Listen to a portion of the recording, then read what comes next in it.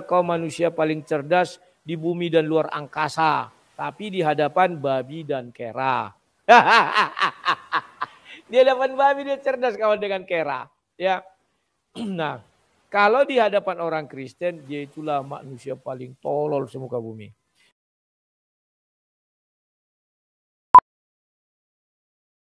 Satu lagi bukti Donditan emang dodong atau oon atau tolol atau bodoh ya. Boleh bahkan dibilang boleh sampai taraf idiot ya. Itulah Donditan. Ya. Kita buka dulu ini videonya ya. Saya baru bukakan ada 2 video. Video yang satunya dulu ini. Dia perasaan dia orang pintar tetapi dia orang paling tolol semuka bumi ini. Dia hanya pintar di depan babi dan kera.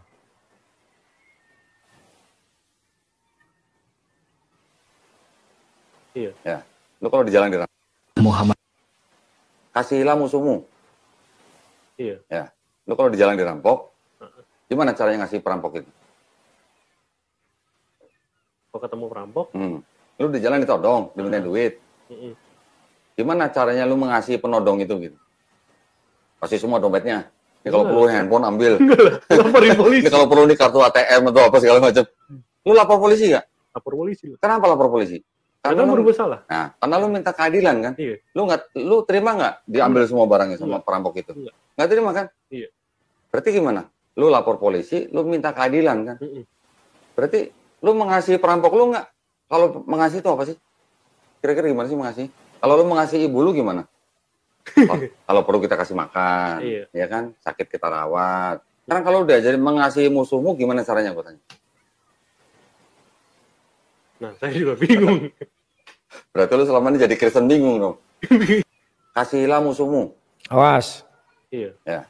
Lu kalau di jalan dirampok. Ya. Nah. Nah, kawan-kawan lihat betapa bodohnya Donditan ini. Makanya aku bilang sampaikan kepada dia.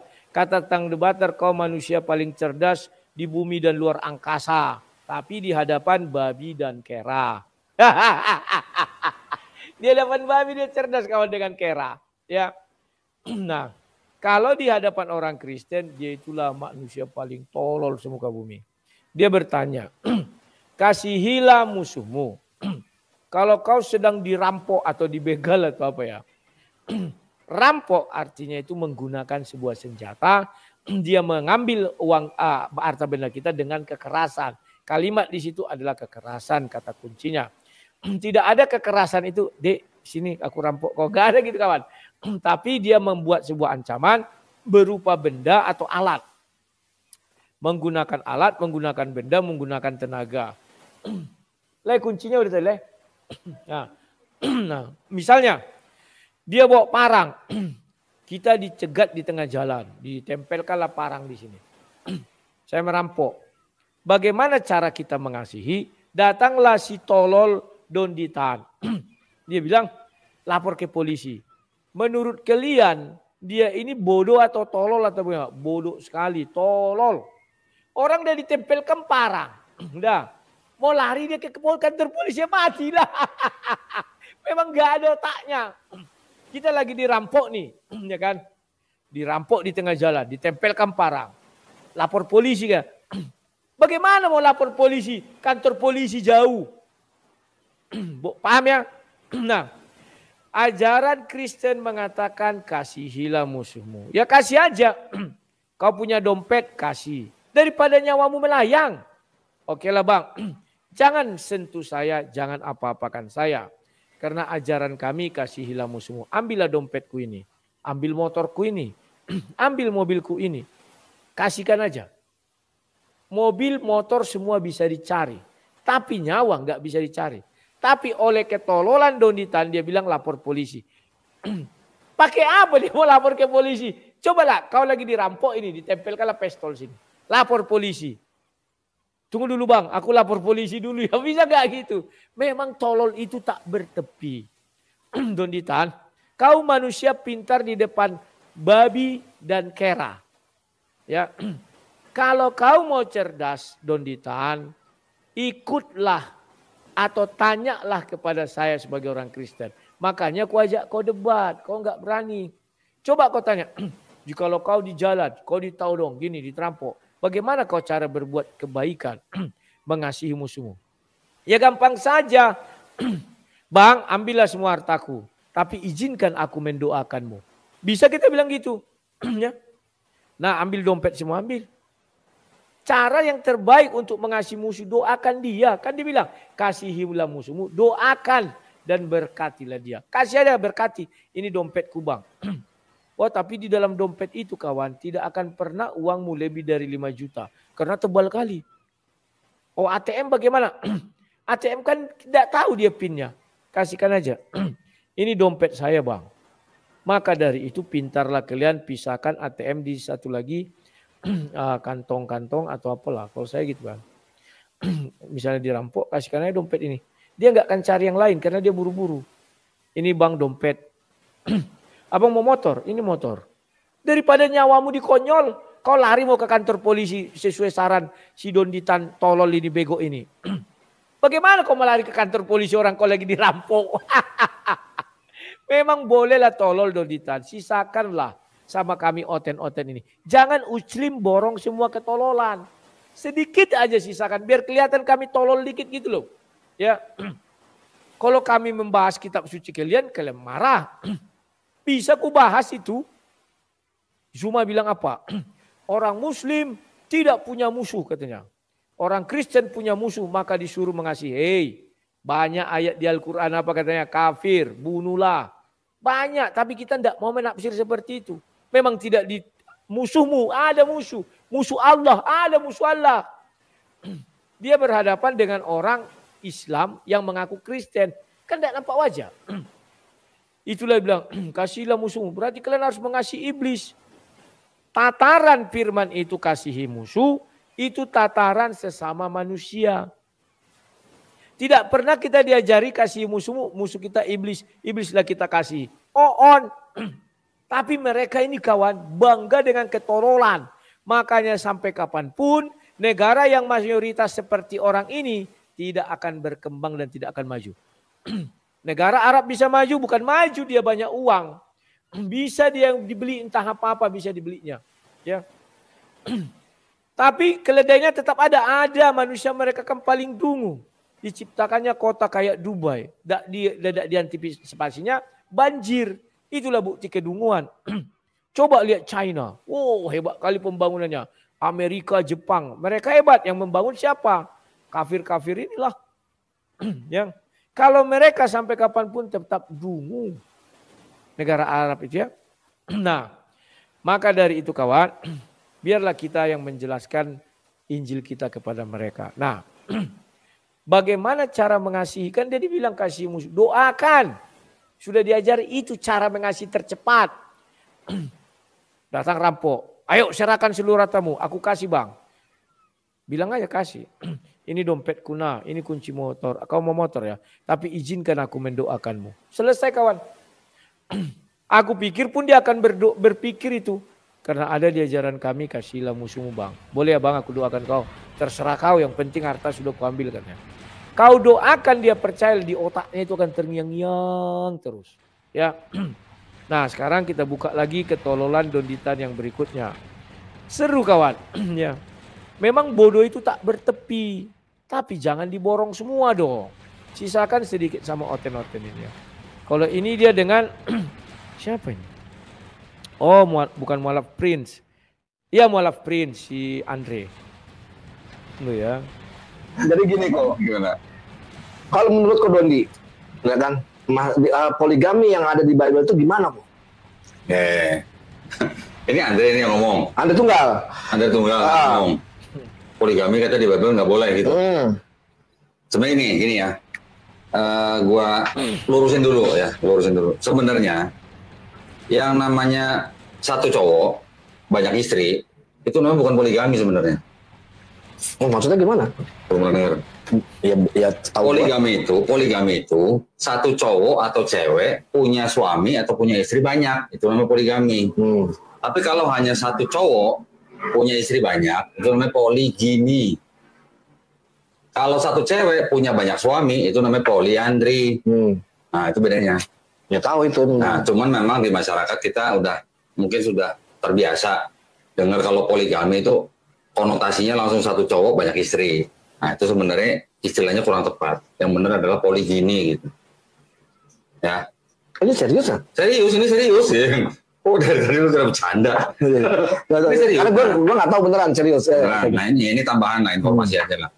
Terus kalau kita mau bicara ini kita pakai istilah poligami ya, karena orang udah taunya begitu.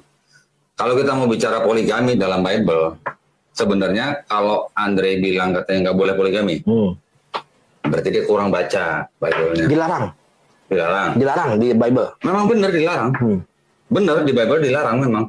Tapi di Bible dilarang hanya untuk raja, hanya untuk gembala. Kalau raja di perjanjian lama ya. Kalau di perjanjian baru tuh dilarang untuk gembala dan diaken. Diaken tau kan?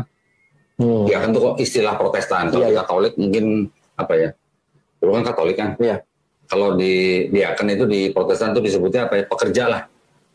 Pekerja gereja gitu lah. Pembantu gembala gitu lah. Di Bible itu larangan poligami hanya untuk raja di PL, gembala di PB, dan diaken di PB. Kalau untuk jemaat ada nggak? Gue nggak pernah nemuin. Tapi kan di Bible itu kan malah raja-raja, para nabi. Itu. Sekarang gini. Melanggar dong. Sekarang gini. Di Bible, ada nggak aturan poligami buat orang yang punya istri lebih dari satu? Ada nggak? Ya, ada. Nih, aku tunjukin. Bentar, ini harus ini ya. Keluaran 21:10. Tampilin, Ri. Tuh, baca. Gua gedein dulu deh. Sebentar. Nah, baca nggak? Ya. Yang 10 ya. Nah, tuh yang gua tandain biru tuh. Ya, jika tuannya itu mengambil perempuan lain, ia tidak boleh mengurangi makanan perempuan itu, pakaiannya, dan persetubuhan dengan dia. Berarti boleh nggak? Boleh. Poligami? Boleh. Boleh kan? Gua tunjukin lagi yang lain. Ulangan 21:15. Ulangan 21. Keluaran ya. Ulangan 21:15. Sekarang ulangan 21. Nih, coba baca. Apabila seorang mempunyai 2 orang istri, yang seorang dicintai dan yang lain tidak dicintai, dan mereka melahirkan anak-anak lelaki baginya, baik istri yang dicintai maupun istri yang tidak dicintai, dan anak sulung adalah dari istri yang tidak dicintai. Itu apa? Apabila seorang mempunyai 2 orang istri. Berarti boleh nggak? Boleh. Terus kalau kata Andre nggak boleh gimana ceritanya? Berarti dia nggak pernah baca ini? Atau gimana? Iya kan? Terus baca lagi tuh ayat 16 tuh.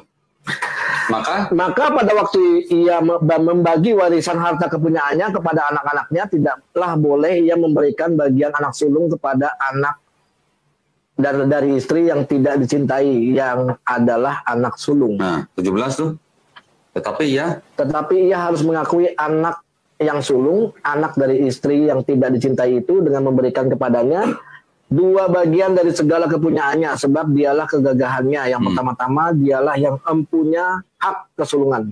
Berarti kalau dari ayat 15 sampai 17 itu aturan buat 2 istri kan? Aturan kan? Iya. Kalau dia punya 2 istri begini, berarti kan boleh. Yang bilang nggak boleh siapa? Jadi gini kok. Gimana? Kalau menurut Ko Dondi, ya kan, poligami yang ada di Bible itu gimana kok? Ini Andre ini yang ngomong. Andre tunggal ngomong. Ya, kawan-kawan, untuk masalah poligami ini saya sudah ada videonya waktu itu diskusi dengan siapa ya? Ustadz Naja. Ya, nanti kalian cari aja ya. Ada ayat yang spesifik melarang. Ya, jadi orang ini kan tidak tahu. Ya, yang saya lihat dari Dondistan judulnya begini. Pertanyaan. Di Bible ada ayat poligami, memang ada di Bible ayat poligami. Tapi firman Tuhan mengatakan berpoligamilah, nggak ada itu. Itu hanya ada di dalam ajaran Islam di surah 4 ayat 3. Ya, kalau engkau apa katanya yang intinya orang mau menikah anak yatim, tapi takut dia tidak berlaku adil, maka nikahilah orang lain 2, 3 atau 4. Tapi jika takut tidak berlaku adil lagi jika menikah 2, 3 atau 4, nikahilah seorang saja. Itu perintah. Firmannya ada. Kalau di Kristen tidak ada. Lantas mengapa di dalam Bible ada ayat-ayat seperti tadi? Karena manusia ini sudah banyak yang melakukan poligami. Jadi Tuhan memberilah solusi. Tetapi tidak pernah menganjurkan nikahilah 2, 3 atau 4 orang. Gak ada. Nikahilah lebih dari 1. Gak ada. Tapi kasusnya ini mereka sudah mengambil langkah itu menikahi 2 atau 3, 4 orang. Atau 1000 kayak si Daud. Sama Salomo ya. Kalau Daud di bawahnya itu. Ya. Itu yang dimaksud ayat ini kawan. Tapi karena Donditan ini tololnya enggak ketolongan. Enggak ngerti dia mana perintah. Mana Tuhan membolehkan poligami. Kalau yang membolehkan poligami contoh surah 4 ayat 3. Itu diperbolehkan, perintahnya ada, nikahilah. Kalau disuruh kau menikahi itu artinya perintah. Paham ya? Di Kristen tidak ada nikahilah 2 orang, nikahilah 3 orang, enggak ada. Tetapi memang Tuhan ada berfirman seperti yang dia bacakan tadi. Itu konteksnya orang ini sudah mengambil istrinya banyak. Mau diapakan? Contohlah Abraham. Abraham mengambil Sarah dan Hagar. Apa Tuhan berkenan kepada Hagar? Tidak kawan. Apakah Tuhan memberkati Hagar? Diberkati. Diberkati juga jadi bangsa besar. Dilindungi juga dia sampai dia pergi ke tanah Param. Itu buktinya Tuhan bertanggung jawab terhadap baik orang berdosa maupun orang percaya. Dia nggak tahu itu. Jadi boleh saya pastikan. Dia ini ketika Kristen abal-abal. Dibawa ke gereja iya tapi nggak mengerti apa yang dia baca. Tidak ngerti. Kalau dia paham apa yang dia baca, tidak mungkin pikirannya itu seperti itu. Tidak mungkin dia menjadi manusia pintar luar angkasa dan dunia ini di hadapan babi dan kera. Enggak mungkin kawan. Kalau dia pernah Kristen, makanya saya bilang kayak saya lah. Donditan bilang apa? Saya kosongkan dulu pikiran saya, terus saya mulai membaca Bible itu dan membaca Al-Quran gini-gini. Saya dari dulu udah melakukan itu. Bahkan saya kuliah di Universitas Ahmad Dahlan, lulusan ini bro. Saya kosongkan pikiran saya, bahkan saya sempat ateis dan aku bilang. Apa yang saya cari?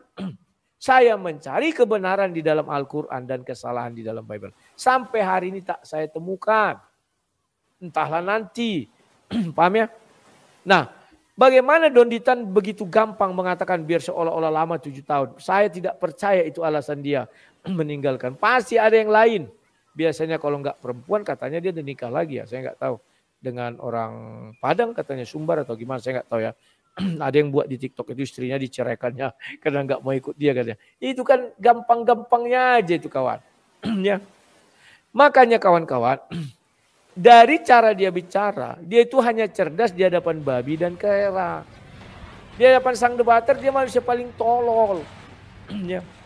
Gak tahu apa-apa tapi merasa dia paling pintar. Ya, coba sajalah kita lihat apa kata dia ini kan. Kalau kau lagi ditodong senjata kayak dirampok lah. Apa yang kamu lakukan? Mengasihi dia? Kan tidak, kau kan lapor ke polisi kan, minta keadilan. Kamu bodoh. Masa Pak tunggu dulu dirampok dia. Tunggu dulu sebentar Pak, aku mau lapor polisi dulu. Kan kebodohan itu kawan. Tidak saya temukan kecerdasan sedikit pun di dalam ucapannya. Tapi kalau di hadapan babi dan kera, dia cerdas. Kera manggung-manggung aja, babi senang. Wah, kan ya. Ya. Jadi inilah kawan-kawan yang harus kalian perhatikan. Tidak ada Donditan itu cerdas, tidak bodoh. Gak ada pintarnya Donditan itu, otaknya, aduh pintarnya di hadapan babi dan kera aja. Surah 5. Ayat 33. Ada yang bilang, wah kau di Facebook. Berdebatlah sama Donditan. Muka ketemu muka. Sudah ku tantang, dia enggak berani, ku bilang. Pernah ku buat, mau nangis juga di dalam sebuah, apa namanya itu ya, Zoom kalau enggak salah, atau StreamYard ya. Punyanya Graham Mualak, pertama-tama kali dia cari nama. Saya kan ada situ. Jadi banyak orang saya orbitkan. Donditan mulai orbitkan ketika saya melawan dia waktu ya. Disuruh Graham Mualak masuk bank katanya. Rupanya orang mau mengorbitkan Donditan. Hukuman bagi orang yang memerangi Allah dan Rasulnya dan membuat kerusakan di bumi hanyalah dibunuh atau disalib atau dipotong tangan dan kaki mereka secara silang atau diasingkan dari tempat kediamannya, yang demikian itu kehinaan bagi mereka di dunia, dan di akhirat mereka mendapat azab yang besar. Jadi janganlah kalian menghina salib. Salib itu hukuman Allah SWT. Kalau kau menghina salib artinya kau menghina Allah SWT. Karena dia yang menurunkan hukum salib. Tapi Fir'aun pun mengeluarkan hukum salib. Lebih tua hukum salib Fir'aun daripada hukum salib Allah SWT. Cara penyalibannya sama percis. Tapi saya tidak mau mengatakan seperti yang di pikiran kalian, saya tahu. Berarti Fir'aun dong Allah itu. Enggak, saya tidak pernah mengatakan. Memang Fir'aun pernah mengatakan dia jadi Allah. Kan ada itu di dalam apa TikTok reel itu. Iblis marah kepada Fir'aun karena dia pernah menyatakan diri dengan Allah. Sementara iblis tidak pernah menyatakan diri dengan Allah katanya. Ya, itulah kawan-kawannya. Oke lah.